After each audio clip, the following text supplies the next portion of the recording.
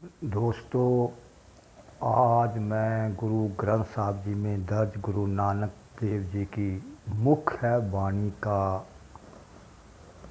वर्णन करने जा रहा हूँ, उसकी व्याख्या करने जा रहा हूँ, बताने जा रहा हूँ कि उसमें क्या लिखा है। जिस तरह आप जानते हैं कि रेल के डिब्बों के सबसे आगे जो है इंजन होता है और उसके पीछे जो डिब्बे होते हैं वह रंग बिरंगे होते हैं, लेकिन मेन जो होता है इंजन होता है। इंजन के बिना डिब्बे नहीं चलते। इसी तरह गुरु नानक देव जी की जो मूल मंत्र की वाणी है वो इंजन है और बाकी जो भक्तों की वाणी है वो सब डिब्बे हैं। अब गुरु नानक देव जी की मूल मंत्र की वाणी क्या कहती है, ज़रा उसके बारे में आज विचार करेंगे। ज़रा सुनिए।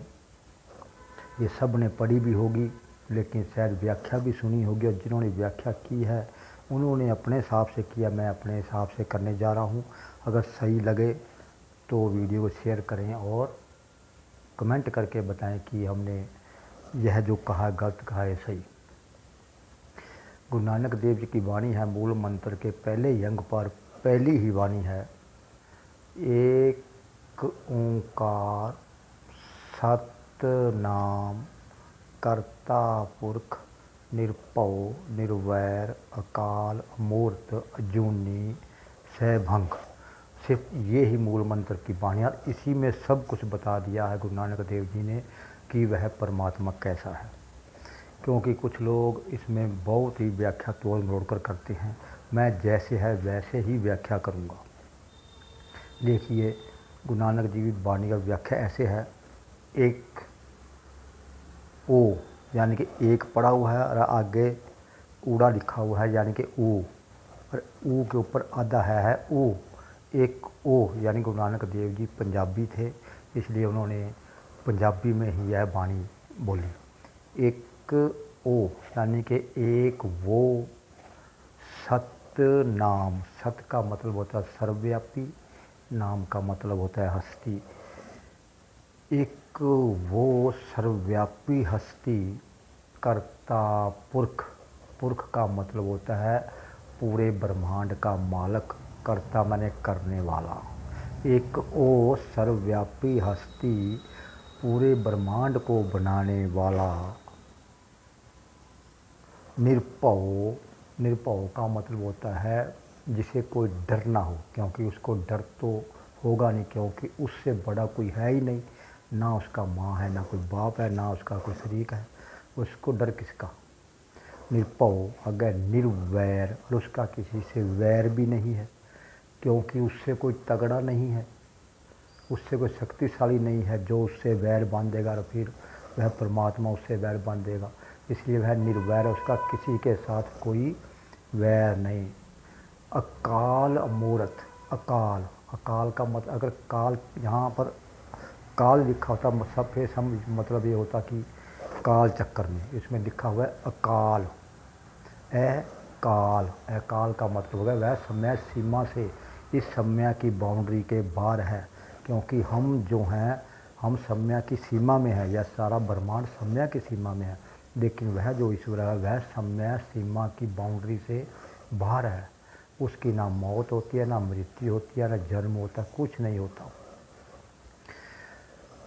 अमूर्त, उसकी कोई, वह अमूर्त है, उसकी कोई मूर्त नहीं है। अजूनी, वह जुन्नों में भी नहीं आता, क्योंकि जब वह जन्म नहीं लेता, अवतार नहीं लेता, तो वह जुन्नों में कैसे आएगा, इसलिए वह अजूनी। सहभंग। सहभंग यानी कि वह खुद से ही प्राप्त हुआ है, बना हुआ है, किसी को कोई पता नहीं। और इसको गुर गुर प्रसादी, सहभंग गुर प्रसादी।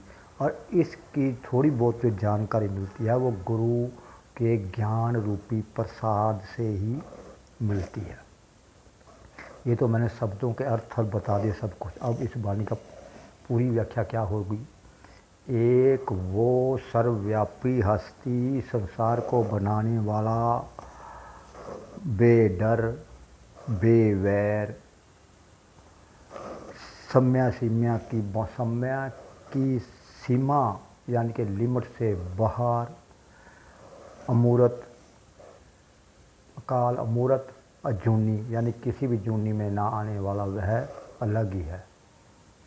ये कई लोग इसकी व्याख्या ऐसे कर देते हैं, जैसे पहले दो शब्द है एक ऊ, उसको बोल देंगे यह एक ओंकार लिखा है, एक ओंकार नहीं लिखा, यह एक वो लिखा है। तो गुरु नानक देव जी ने साफ ये कहा है कि एक वो कौन? जिसको किसी ने देखा ही नहीं, वह सर्वव्यापी हस्ती है, वह इस ब्रह्मांड को बनाने वाला है, वह इसका किसी से वैर और ना ही उसको किसी से डर है, ना वह जूनों में आता है और ना ही उसकी कोई मूर्त है, अकाल मूर्त। उसकी कोई ऐसी मूर्त नहीं है जो समय के द्वारा ढाई जा सके। सहभंग वह अपने आप ही बना है, किसी को कोई पता ही नहीं।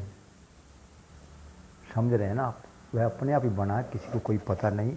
गुरु प्रसादी, यह गुरु के गुर यानी कि ज्ञान रूपी प्रसाद के द्वारा ही उसके बारे में ज्ञान पाया जा सकता है, लेकिन देखा नहीं जा सकता। यही सच है। उम्मीद है कि आप समझ गए होंगे।